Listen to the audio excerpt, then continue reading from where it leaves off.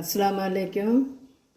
இன்றைக்கி வந்து கம்பு, மாப்பிளை சம்பா அரிசி, உளுந்து, கேப்பை, கருப்பரிசி இதை வச்சு நான் ஒரு இட்லிக்கு ஊற போடுதேன். எல்லாம் இந்த ஒரு டம்ளருக்கு ஒவ்வொரு டம்ளர் நான் போட்டிருக்கேன்.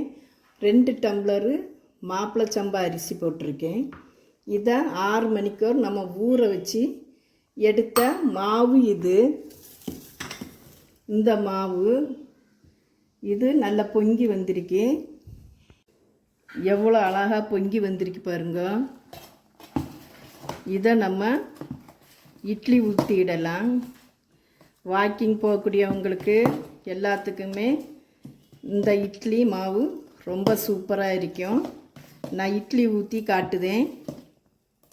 இப்போ இதுக்கு 3/4 ஸ்பூனு சால்ட்டு போடுதேன். சால்ட்டு போட்டு நம்ம கலக்கிடலாம். ரொம்ப பொங்கி வந்திருக்கு. இப்போ இந்த இட்லிக்கு ஒரு பொடி நான் செய்ய போகிறேன். பூசணி விதை ஒரு கை, இதை நல்லா பொன்னிறமாக வறுக்கணும்.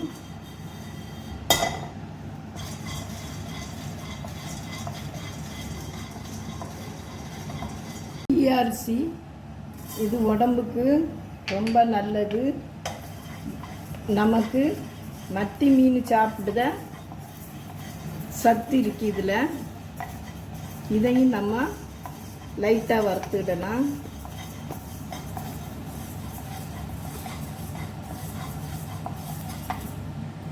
கருப்புளுந்து இந்த குட்டி பவுலுக்கு ஒரு பவுலு. இது வந்து முது எலும்பு பசை கொடுக்கும், முட்டுக்காலுக்கு ரொம்ப பசை கொடுக்கும். இது ரொம்ப சத்தான உளுந்து. இதையும் நம்ம வறுத்துடலாம். இது கருப்பு வெள்ளை உளுந்தோடி. கருப்பு உளுந்து ரொம்ப சத்தானது. கருப்பு உளுந்தும் வறுத்தாச்சு. இதையும் ஒரு பவுலில் தட்டிடலாம்.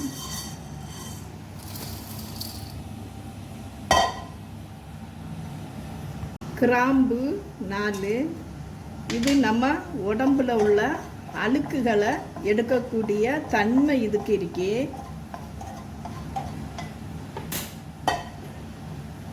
இதையும் ஒரு பவுலுக்கு மாற்றிடலாம். 2 நல்ல மிளகு,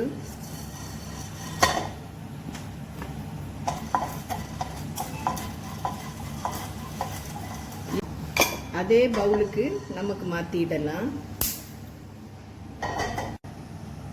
6 வத்தல், முளவத்தல். இது சொல்லவே வேண்டாம். இது வந்து காரத்துக்கு. இதையும் ஒரு பவுலில் மாற்றிடலாம். கருவேப்பிலை, இதுவும் நம்ம சொல்லவே வேண்டாம். கருவேப்பிலை வந்து கண் பார்வை, ஸ்கின்னு இதோளுக்கெல்லாம் ரொம்ப நல்லது.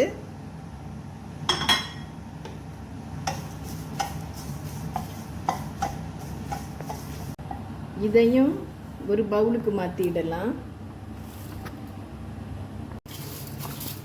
இது எல்லாம் ஆறுனப்புறம் மிக்சியில் பொடிச்சு நான் காட்டுதேன். காயப்பொடி சொல்லையில் காயப்பொடி சொல்லுதேன். இது 1 ஸ்பூன் காயப்பொடி. இதையும் அதே பவுலுக்கு மாற்றிடலாம். சுவைக்கேற்ற இது வெல்லம். மிக்சி ஜாரில் வறுத்த பொடிகளெல்லாம் பொடிச்சாச்சு. இதை ஒரு பவுலில் தட்டி காட்டுதேன்.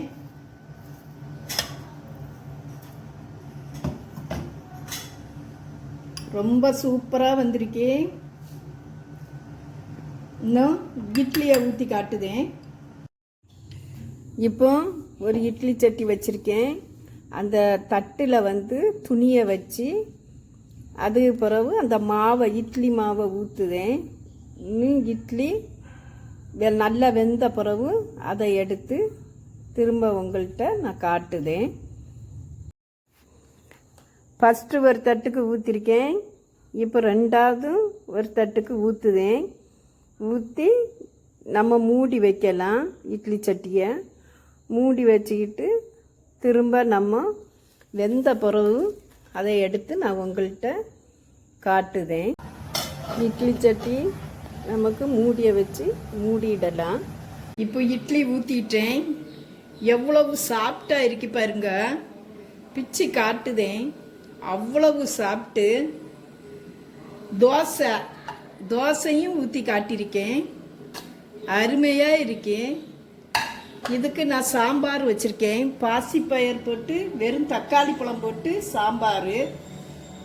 இந்த பொடி நல்லெண்ணெய் ஊற்றி சாப்பிட்டாலும் சாப்பிடலாம். எனக்கு நல்லெண்ணெய் ஊற்றுதே வேண்டாம். நான் இப்படியே வைக்க போகிறேன். இதே மாதிரி நீங்கள் வச்சு சாப்பிடுங்க. உடம்புக்கு ரொம்ப நல்லது. இந்த பொடி அவ்வளவு சூப்பராக இருக்கும். உடம்புல உள்ள அழுக்குகள்லாம் நீக்கும். கிராம்பு எல்லாத்துலேயும் ரொம்ப பெஸ்ட்டு இந்த பொடி. இதேமாதிரி வச்சு சாப்பிடுங்க. என்னுடைய வீடியோ பிடிச்சிருந்தா லைக் பண்ணுங்கள், ஷேர் பண்ணுங்கள், கமெண்ட் பண்ணுங்கள். அடுத்த வீடியோவில் பார்க்கலாம். அஸ்ஸலாமு அலைக்கும்.